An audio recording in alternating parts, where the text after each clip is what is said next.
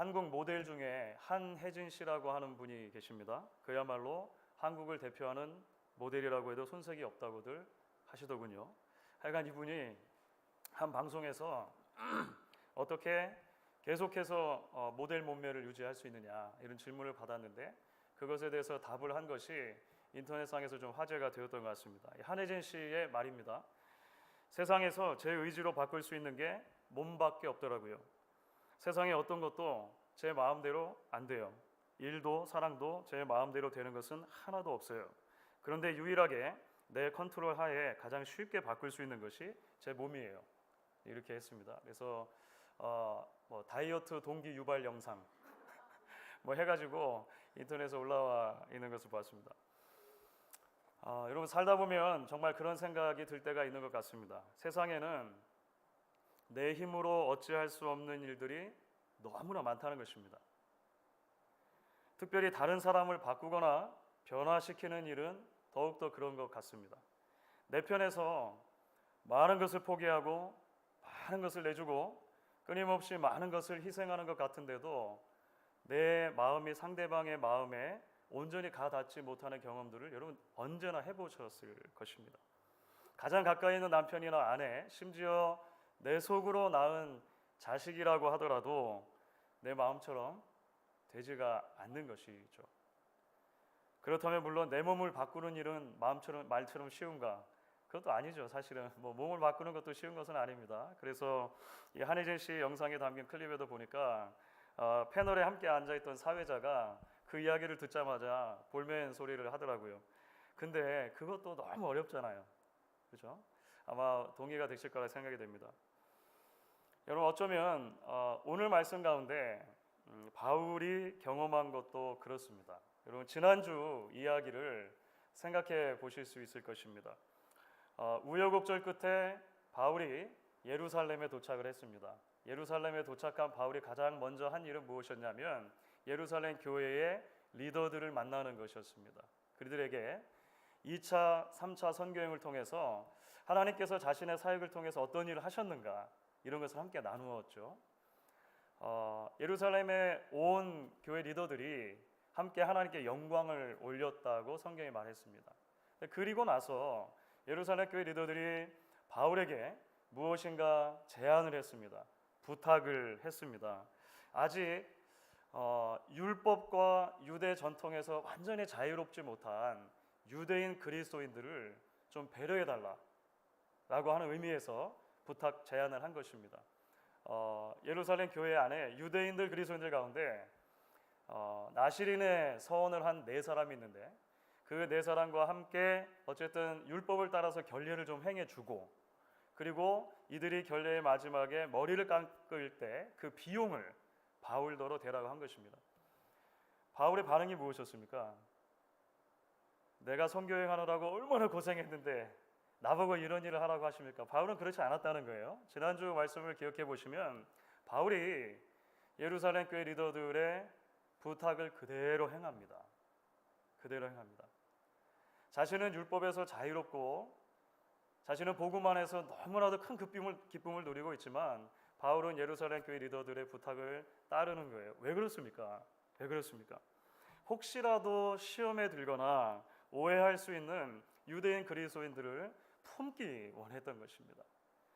나아가서 자신이 율법 파괴주의자다. 바울은 가는 곳마다 율법을 파괴하고 다닌다 라고 하는 그런 오해를 하면서 핍박하는 유대인들 중에 몇 명이라도 그리스도께로 인도하기 위해 바울은 그 쉽지 않은 요구를 사실은 다 들어 행한 것입니다.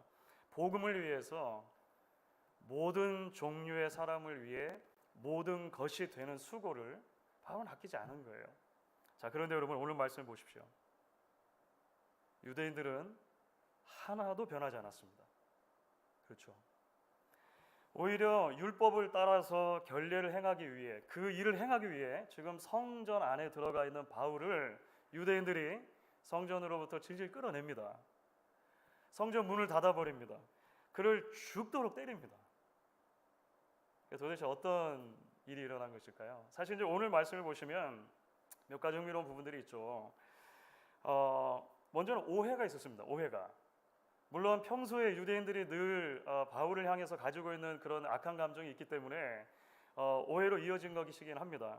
오늘 28절부터 29절을 보시면 유대인들이 바울을 어떻게 오해했는지 이렇게 설명을 잘해주고 있습니다. 여러분 같이 한번 읽어보도록 하겠습니다. 28절과 29절입니다. 외치되 이스라엘 사람들아 도우라. 이 사람은 각처에서 우리 백성과 율법과 이곳을 비방하여 모든 사람을 가르치는 그 자인데 또 헬라인을 데리고 성전에 들어가서 이 거룩한 곳을 더럽혔다 하니 이는 그들이 전에 에베소 사람 드로비모가 바울과 함께 시내에 있음을 보고 바울이 그를 성전에 데리고 들어간 줄로 생각함이러라. 이렇게 되어 있습니다. 언젠가도 말씀드린 것처럼 당시에 예루살렘에 있는 성전은 사실 여러 구획으로 나눠져 있었습니다. 이제 성전의 대략적인 조감도이긴 한데요. 가장 바깥에 이제 큰 담이 있고 그 안쪽으로 가장 먼저 만나는 뜰이 있습니다. 근데 사실 엄격하게 말해서 성전은 그 뜰 안쪽이라고 생각을 해야 되는데, 자, 이 바깥쪽에 있는 뜰을 이방인의 뜰이라고 불렀습니다. 이방인들은 여기까지 들어올 수 있는 거예요. 여기까지. 그리고 그 안쪽에 안뜰 이 내를 이제 성전이라고 사실은 부를 수 있었습니다. 그곳에는 이제 여인들의 뜰도 있고 이스라엘들의 뜰도 있고 제사장의 뜰도 있고 이렇게 또 구획에 나눠져 있었습니다. 이방인의 뜰과 그 안뜰 사이에는 담이 쳐져 있었습니다. 사실 실제로 담이 있는데 아주 높은 것은 아니고 한 1.4m 정도 되는 담입니다. 그러니까 이방인들은 거기까지 들어와서 이렇게 내다볼 수는 있는 거예요. 성전 안에서 어떤 일이 이루어지는지 들여다볼 수 있는 것입니다. 하지만 들어갈 수는 없죠. 이 담에 경고문이 붙어 있었습니다. 보시는 사진은 실제로 발굴된 이제 그 당시의 경고문입니다. 헬라어로 되어 있는 경고문인데 그 모형을 이제 만들어 놓은 것입니다. 내용이 이런 거예요. 어떤 이방인도 성전 영역을 둘러싼 담장 안으로 들어올 수 없음. 잡히는 사람은 누구든지 자신의 행위가 초래할 죽음에 책임을 져야 함. 이렇게 되어 있는 거예요. 좀 무시무시하죠.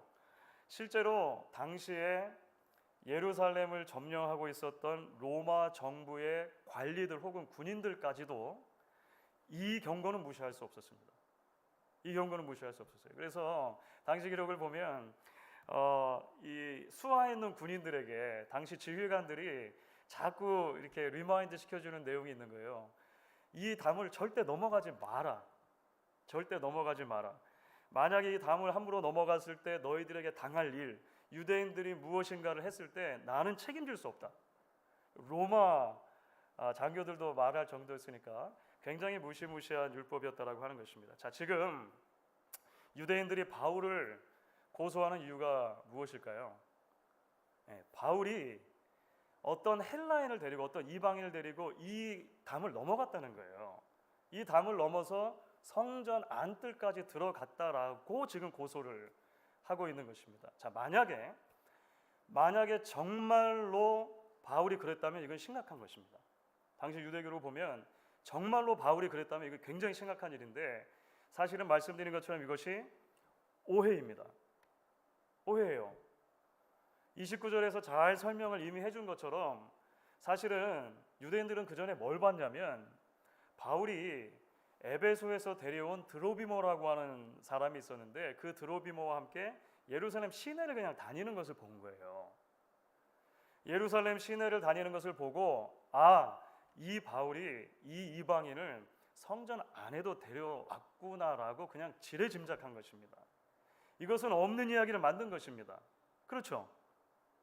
오해해서 없는 이야기를 만들고 결국은 이제 그를 핍박하게 되는 거예요. 오늘 보시면 이 오해가 결국은 유대인들에게 엄청난 분노를 일으킵니다. 막 화를 내요. 성전을 닫아버립니다. 그러니까 질질 끌어내고 나서 굉장히 상징적인 의미인데 바울을 내치고 바울 뒤로 성전 문이 쾅 하고 닫힌 거예요. 단절이죠. 우리는 교제하기 싫다는 것입니다. 더 이상 어울리기 싫다는 것입니다. 그리고 나서 그 오해와 분노와 단절이 폭력으로 이어진 거예요. 폭력으로. 오늘 본문을 보면 거의 때려서 죽이려고 했습니다. 수많은 군중들이. 그러니까 바울을 세상에서 지우고 싶은 거예요. 실제로 이제 오늘 말씀 보시면 없이 하자라고 하는 표현이 나오는데 세상에 없애자는 말입니다. 지우고 싶은 것입니다. 자, 그런데 여러분, 사실 생각해 보면 바울이 이런 일을 겪었던 것은 한두 번이 아닙니다. 사실은 가는 곳마다 유대인들의 오해가 있었고 유대인들의 핍박이 있었습니다. 왜냐하면 그가 전하는 복음의 메시지 때문이죠. 그가 전하는 복음의 메시지가 자신들의 삶과 정체성의 기반으로 삼고 있는 유대교의 종교 체계를 흔들었던 것입니다. 사실 복음이 참 생명입니다. 정말 자유할 수 있는 하나님의 복된 소식인 거예요. 참된 소망인 것입니다. 그런데도 유대인들은 그 생명의 말씀에는 귀를 막고 껍데기가 되어서 화석처럼 굳어버린 자신들의 전통과 고집과 자기 애를 포기할 수가 없는 거예요. 사실은 이제 메시지가 싫은 것이죠. 메시지 자체를 공격할 수는 없으니까 메신저를 공격하는 것이죠. 그 복음을 전하는 바울을 계속해서 핍박했던 것입니다. 그런데 여러분, 그렇게 변하지 않는 유대인들을 향한 바울의 태도가 무엇이었을까요? 이게 중요한 거겠죠. 변하지 않을 뿐더러 오해하고 분노하고 단절을 선포하고 폭력까지 서슴지 않는 그 유대인들을 바울은 어떻게 대하느냐고 하는 것입니다. 사실은 간단합니다. 계속 사랑합니다. 계속 그들에게 복음을 전합니다. 하나님이 어떤 분이신가? 유대인이나 헬라인이나 하나님 앞에 어떻게 동일한 죄인인가? 유대인이나 헬라인이나 하나님께서 자신의 아들을 주신 만큼 얼마나 사랑하셨는가? 바울은 오로지 이 하나에 관심인 거예요. 그래서 끊임없이 그 복음을 전합니다. 끝까지 사랑하고 끝까지 품기 원하고 끝까지 말씀을 전합니다. 오죽했으면 이런 바울이 이렇게 말했겠습니까? 로마서 9장을 보면 자신의 동족을 향한 바울의 마음이 사실 굉장히 잘 나타나 있어요. 로마서 9장 1절부터 4절 전반부까지입니다. 제가 읽겠습니다. 내가 그리스도 안에서 참말을 하고 거짓말을 아니하노라. 나에게 큰 근심이 있는 것과 마음에 그치지 않는 고통이 있는 것을 내 양심이 성령 안에서 나와 더불어 증언하노니 나의 형제 곧 골육의 친척을 위하여 내 자신이 저주를 받아 그리스도에게로 끊어질지라도 원하는 바로라. 그들은 이스라엘 사람이라. 이스라엘 사람. 그렇게 오해하고 그렇게 핍박하고 변하지 않음에도 불구하고 계속해서 그들을 마음에 품고 자신이 할 수 있는 일을 하는 것입니다. 주 안에서 사랑하는 여러분, 저는 이것이 오늘 말씀을 통해 우리가 기억하고 붙들어야 할 첫 번째 굉장히 중요한 영적인 원리라고 생각을 합니다. 말씀드렸던 것처럼 이 세상에는 우리가 바꿀 수 없는 일이 너무나 많습니다. 타인의 마음에 나의 진심이 온전히 닿지 않는다고 생각될 때가 굉장히 많습니다. 오랜 세월 마음을 쏟아서 사랑하고 섬기고 희생해도 조금치도 움직이려고 하지 않고 생각을 바꾸려고 하지 않고 변하지 않으려고 하는 그런 대상들을 우리는 언제나 만나곤 합니다. 우리 아주 가까운 가정에도 있을 수 있고, 그렇죠? 믿음의 공동체 안에 있을 수 있고, 우리가 일하는 곳에 있을 수 있고, 우리가 매일매일 대하는 사람들 가운데 얼마든지 있을 수가 있습니다. 여러분, 그때 우리가 할 수 있는 일이 무엇입니까? 우리가 할 수 있는 일, 복음 안에서 계속 사랑하는 것입니다. 복음 안에서 지금 내가 할 수 있는 일 혹은 내가 해야 할 일을 계속하는 것입니다. 왜입니까? 나머지는 하나님의 몫이기 때문에 그렇습니다. 나머지는 하나님의 일이기 때문에 그런 거예요. 그래서 바울이 고린도전서 3장 6절부터 8절을 보시면 이런 말을 한 것입니다. 우리가 잘 아는 말씀이죠. 여러분 같이 한번 읽어보도록 하겠습니다. 고린도전서 3장 6절부터 8절입니다. 나는 심었고 아볼로는 물을 주었으되 오직 하나님께서 자라나게 하셨나니 그런즉 심는 이나 물 주는 이는 아무것도 아니로되 오직 자라게 하시는 이는 하나님뿐이니라. 심는 이와 물 주는 이는 한 가지이나 각각 자기가 일한 대로 자기의 상을 받으리라. 바울이 이렇게 말을 합니다. 말도 많았고 탈도 많았던 고린도 교회, 복음을 듣긴 했는데 이후에 어떤 일은, 고린도 지역은 2차 전도행 때 세워진 그 지역이지 않습니까? 브리스길라와 아굴라를 만났던 것이 바로 그 고린도입니다. 사도행전에 나왔었죠. 그런데 얼마 지나지 않아서 곧 서로 오해하고 서로 분노하고 서로 단절되고 서로 싸우는 일이 있었던 교회입니다. 그 교회에 바울은 편지를 보내면서 이런 이야기를 한 거예요.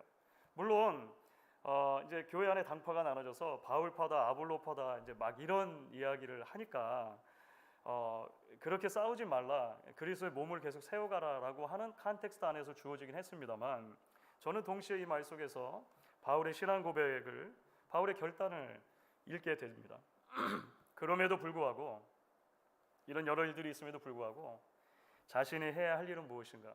계속해서 복음을 전하는 일이다 라고 바울은 지금 고백하고 있는 것입니다. 계속해서 말씀의 씨앗을, 사랑의 씨앗을, 섬김과 희생의 씨앗을 뿌리는 것, 거기까지가 내가 할 수 있는 일이다라고 바울은 계속해서 자기 스스로에게 말하는 것입니다. 그것이 내가 할 일이고, 그 섬김을 통해 결국 하나님은 하나님의 때에 하나님의 방법으로 당신의 뜻을 이루시는 것이라고 바울은 지금 고백하고 있는 것입니다. 그런데 여러분 아십니까? 오늘 사도행전의 후반부를 보면 우리는 확인하게 돼요. 실제로 바울의 고백처럼 참으로 이 모든 상황 속에서 하나님이 여전히 하나님의 템포에 따라서 하나님의 일을 이루어 가신다는 것입니다. 오늘 말씀을 통해 우리가 기억해 볼 수 있는 두 번째 영적 원리가 돼요. 하나님은 이런 모든 상황 가운데 여전히 He is in control. 오늘 설교 제목 같습니다.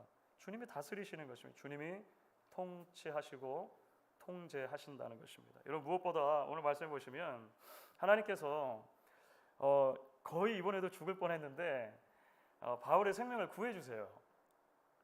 그런데 바울의 생명을 구해 주시기 위해서 천부장과 군대를 보내서 구해 주시는 장면이 나옵니다. 그렇죠.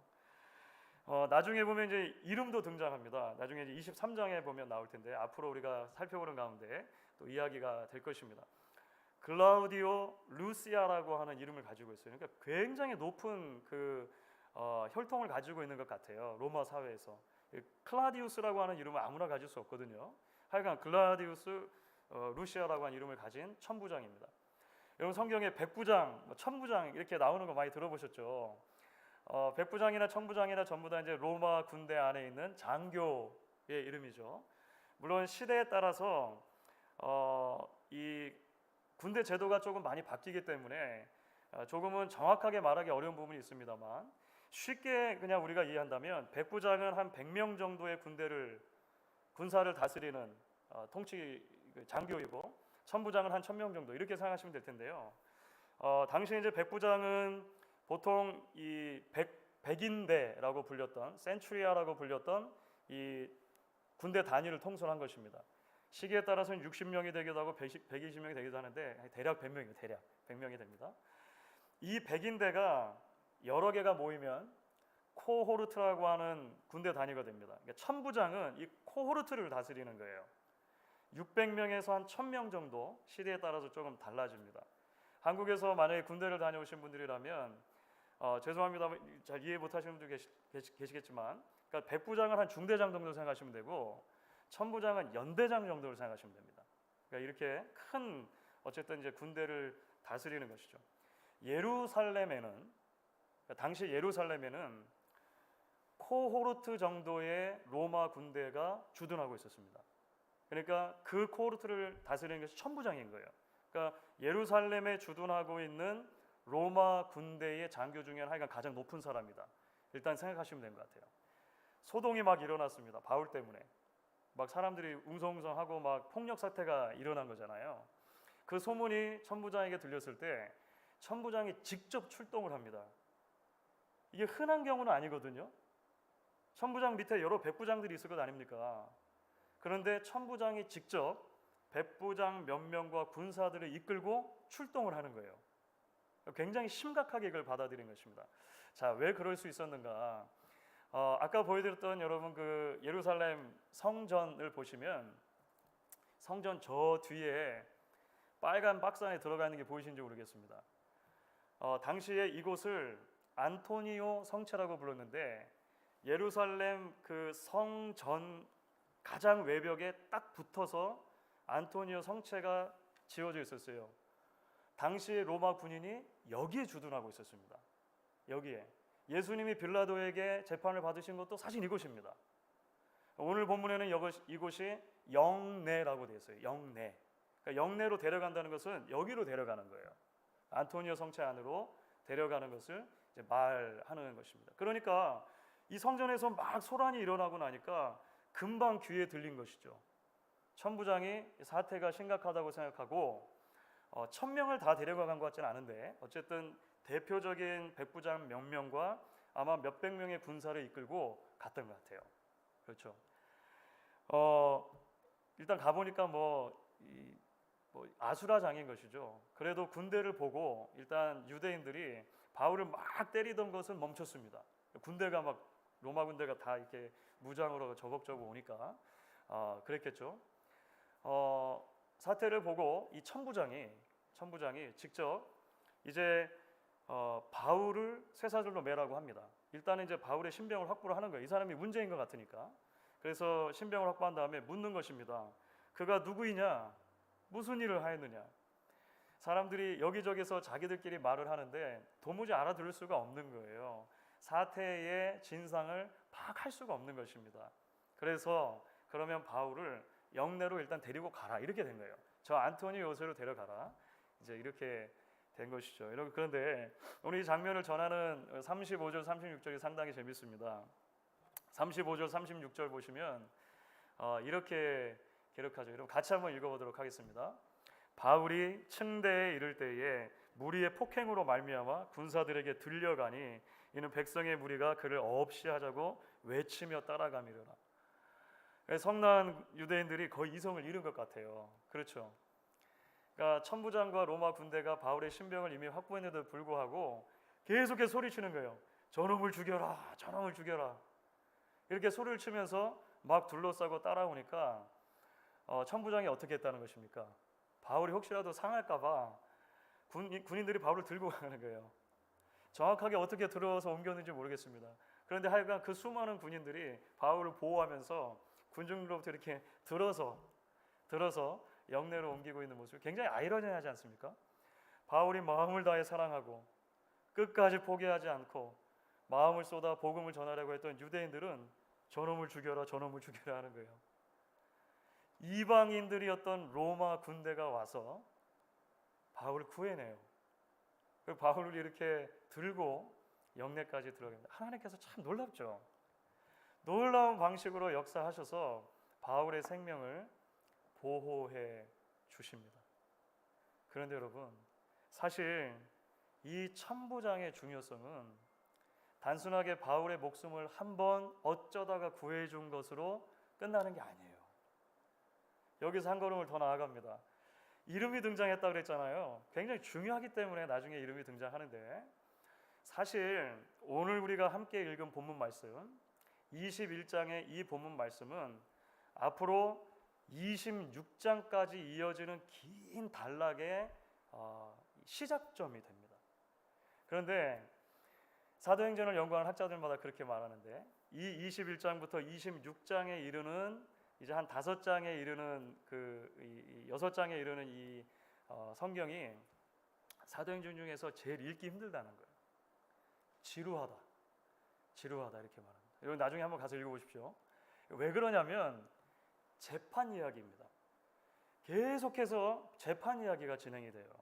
그러니까 마치 그 재판 영화 보는 것처럼 계속 그 트라이얼 씬이 계속이 되는데 반복됩니다. 그리고 이제 바울이 계속해서 자기 자신을 변명하는 내용이 나와요. 나중에 이 루시아라고 하는 천부장이 입회한 상태에서 유대인 공회 앞에서 재판을 받습니다. 유대 전체를 다스리는 로마의 총독인 벨릭스 총독 앞에서 재판을 받습니다. 나중에 유대 지역 전체의 분봉 왕인 아그리빠 왕 앞에서 재판을 받습니다. 계속되는 재판 이야기가 26장까지 이어지는 거예요. 그런데 여러분 사실 이것은 모두가 다 하나님의 선하신 손길 안에 있는 과정입니다. 애초에 바울을 불러주신 회심 사건에서 하나님께서 바울에게 약속하셨던 바가 있었는데 그 약속하셨던 바를 사실은 구체적으로 이루어 가시는 거예요. 사도행전 9장에 여러분 바울의 회심 사건 기억나시죠? 그리스도인들을 핍박하기 위해서 다메섹이라고 하는 곳으로 가고 있었습니다. 갑자기 하늘에서 밝은 빛이 비치고 부활하신 예수를 만나요. 바울은 눈이 멀었습니다. 사람들의 손에 이끌려서 어찌어찌 예루살렘 성으로 들어가게 되죠. 그때 하나님께서 그 예루살렘에서 예비하신 사람이 하나 있었어요. 아나니아라고 하는 선지자가 있었죠. 기억나십니까? 하나님이 그 아나니아에게 먼저 찾아가셔서 이런 말씀을 하신 대목이 사도행전 9장에 있습니다. 사도행전 9장 15절과 16절인데요. 여러분 한번 같이 읽어보도록 하겠습니다. 주께서 이르시되 가라, 이 사람은 내 이름을 이방인과 임금들과 이스라엘 자손들에게 전하기 위하여 택한 나의 그릇이라. 그가 내 이름을 위하여 얼마나 고난을 받아야 할 것을 내가 그에게 보이시리라 하시니. 모든 것은 하나님의 손 안에 있었습니다. 바울이 고난받는 것도 결국은 그 고난을 통해 이방인과 임금들과 이스라엘 자손들에게 복음을 전해야 하는 사건이 있다는 것을 하나님 이미 알고 계셨던 거예요. 학자들은 입을 모아 말하는 거예요. 앞으로 공회 앞에 서는 것, 벨리스 총독 앞에 서는 것, 아그리파 왕 앞에 서는 것, 이 구체적으로 이 말씀이 이루어지는 과정이라고 하는 것이죠. 한 번도 바울은 하나님의 계획 안에 들어있지 않았던 적이 없는 것입니다. 그의 삶 가운데 어느 한 도막이라도 하나님의 인도와 다스림 안에 있지 않았던 구간이 없었다라고 하는 것이죠. 마음대로 되지 않아 보이는 상황도, 변하지 않아 보이는 유대인들의 끊임없는 반대도, 갑작스럽게 나타난 것처럼 보이는 천부장도, 그렇죠. 결국 모두가 다 하나님의 손 안에 있었다는 것입니다. He is in control. 이번 학기에 웨스트민스터 신학교 온라인 과정에서 제 수업을 듣는 한 학생이 있습니다. 지난 주간 동안에 이제 우리 학생들이 제출한 페이퍼, 학기말 페이퍼가 있는데 페이퍼를 채점을 했었는데 그 중에 한 학생이 제출한 페이퍼를 읽다가 눈시울이 좀 붉어졌습니다. 학생들 페이퍼를 채점하다가 두 번째 경험인 것 같아요. 그 채점하다가 울었던 적이 두 번째인 것 같습니다. 한국에서 이제 상담 사역을 하면서 섬기고 있는 평신도 여집사님인데 이분이 페이퍼의 주제를 수치, shame이라고 하는 주제를 택했어요. 수치.